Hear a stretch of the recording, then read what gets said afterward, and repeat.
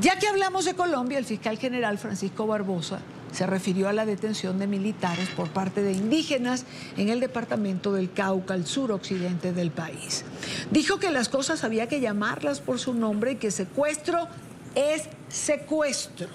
Manifestó que la entidad seguirá investigando las conductas de los ciudadanos involucrados. Escuchen.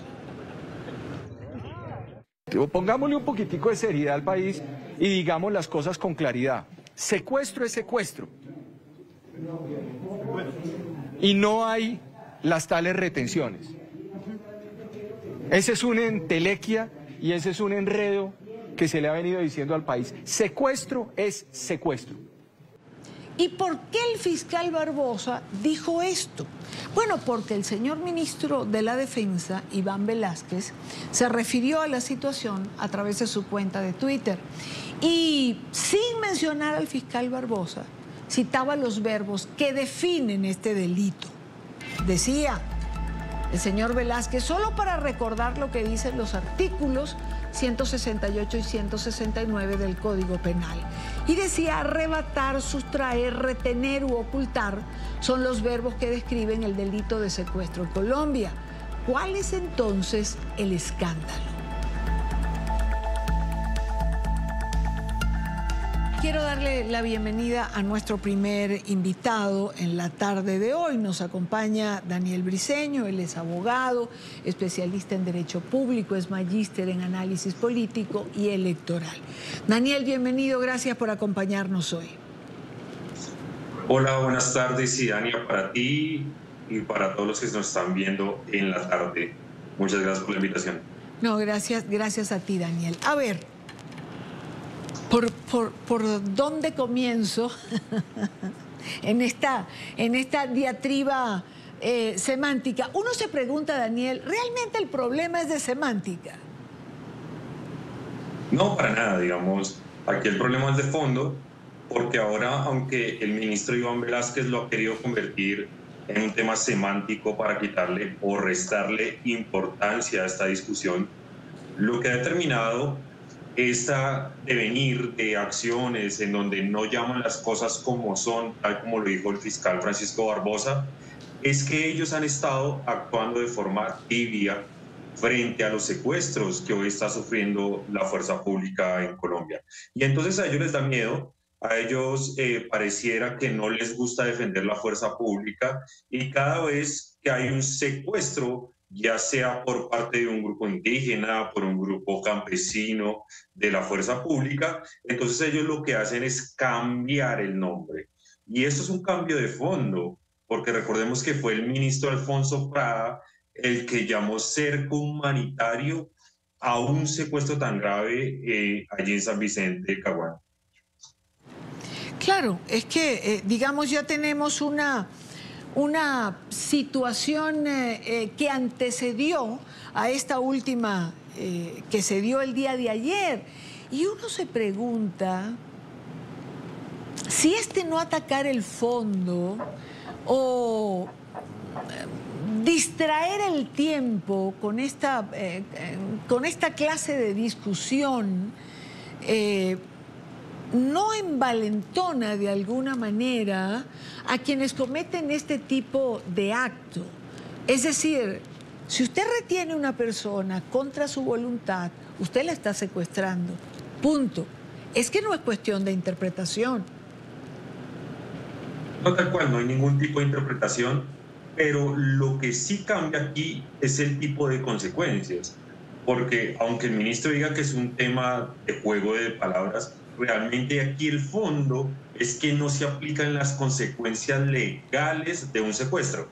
Entonces lo que dicen ellos es, lo retuvo, y entonces la consecuencia es que inmediatamente el gobierno se sienta, se arrodilla, supuestamente a negociar, a hablar, cuando en un secuestro usted no debe hablar con nadie, usted no debe dialogar con absolutamente nadie. Usted lo que debe hacer es aplicar la ley.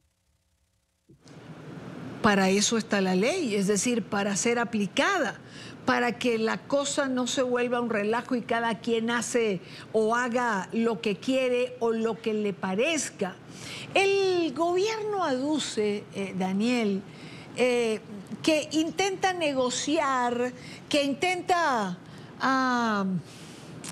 manejar la circunstancia para que no vaya a peor. Pero ¿acaso no es ir a peor que esto se vuelva una costumbre y cada semana tengamos un evento similar? Claro, porque el gobierno está acostumbrando absolutamente a todo el mundo en este país de que si hay un tipo de problemas, si se secuestran soldados, si se toman como tal, por ejemplo, instalaciones de petroleras, de empresas, si se hacen desmanes, si se generan actos de terrorismo, entonces el gobierno simplemente lo está acostumbrando a que se sienta, habla y negocia con ellos, pero no está mostrando las verdaderas consecuencias de ley. Estamos en un estado de derecho en donde se debe acostumbrar a aquellos que violen la ley a que también tengan las consecuencias de esa ley. Y entonces, como el gobierno está acostumbrando a la gente a que no tenga dichas consecuencias, pues entonces el gobierno se va a ver abocado y enfrentado a este tema cada semana, cada 2, cada 3 días en cualquier parte del territorio nacional. Tiene razón el fiscal Barbosa cuando dice, pongamos un poco de seriedad o pongámosle seriedad al país. Una frase como esta, además visiblemente molesto cuando se le preguntaba por esta situación. Claro que tiene toda la razón, Idania, porque es que uno no puede relativizar la ley. Y esto es lo que está pasando aquí. Es decir, el mensaje que se está enviando es que usted como comunidad, usted como individuo en cualquier parte del territorio nacional, usted puede secuestrar policías, usted puede secuestrar soldados y absolutamente nada le va a pasar. ¿Por qué? Porque inmediatamente el ministro de Defensa o el ministro de Interior va a salir en defensa suyo y va a tratar de quitarle o restarle el impacto y la importancia que tiene este hecho delictivo. Creo que ahí el fiscal tiene toda la razón y aquí lo que se está perdiendo es el Estado de Derecho. Aquí lo que están haciendo Alfonso Prada e Iván Velázquez desde sus ministerios es hacer que la gente no acate la ley y que la gente también crea que se la puede pasar literalmente por la faja. Se está perdiendo el Estado de Derecho. Es una frase dura. ¿Esa es tu percepción, Daniel, que Colombia está perdiendo el Estado de Derecho que ha tenido como marco hasta ahora? Claro que sí, y se está perdiendo en muchos temas, no solo en este tema de los secuestros de la fuerza pública, sino también se está perdiendo el Estado de Derecho y la autoridad. Por ejemplo, cuando se abren negociaciones con grupos que ya traicionaron al país, grupos que ya fueron en contra de un acuerdo de paz. Entonces, toda esta sumatoria de cosas en donde el que es delincuente sabe que le van a pagar desde el gobierno para que deje de delinquir, en donde el que actúa mal sabe que lo van a salir a respaldar, en donde el que viola la ley sabe que no le va a pasar nada, poco a poco va minando el Estado de Derecho y se va perdiendo la autoridad. Y entonces cuando esto pase y cuando esto avance, el Estado no va a tener las herramientas suficientes para poner orden dentro del territorio nacional en ninguna circunstancia. Daniel, no quiero despedirte sin preguntar tu opinión en relación a esta cumbre por Venezuela que ha sido convocada por el presidente Petro para el mes de mayo. Ayer se dijo que el secretario Blinken asistiría, hoy el propio canciller Leiva señaló que no estaba confirmada, que vendrían representantes de Estados Unidos y cancilleres de otros países, que también haría presencia la Unión Europea. Pero me pareció importante que el canciller dijera lo que se busca es tener garantías. Pero garantías ciertas para el proceso electoral que por Constitución tiene Venezuela pautado para el 2024.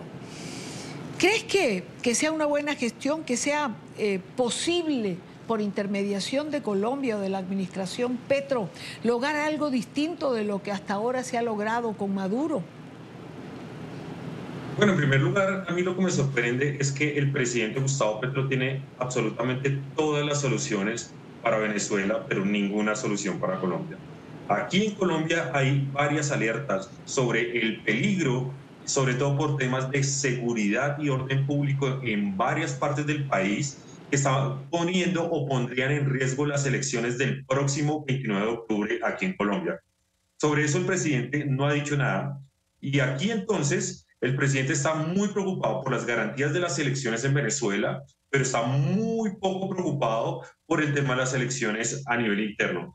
En segundo lugar, yo realmente no creo que vayan a haber garantías o que vaya a haber algo distinto en Venezuela siempre y cuando la cooptación del poder que hoy la dictadura de Nicolás Maduro sigue manejando allí, pues vaya a manejar las elecciones o vaya a tomar las decisiones del caso. Entonces, no creo, y creo que aquí el presidente lo que está haciendo es perder su tiempo, porque mientras Nicolás Maduro esté en el poder, allí no van a haber ni elecciones con garantías, ni elecciones libres y mucho menos elecciones transparentes. Quiero agradecer a Daniel Briceño, abogado especialista en Derecho Público y magíster en Análisis Político y Electoral, por acompañarnos la tarde de hoy. Gracias, Daniel.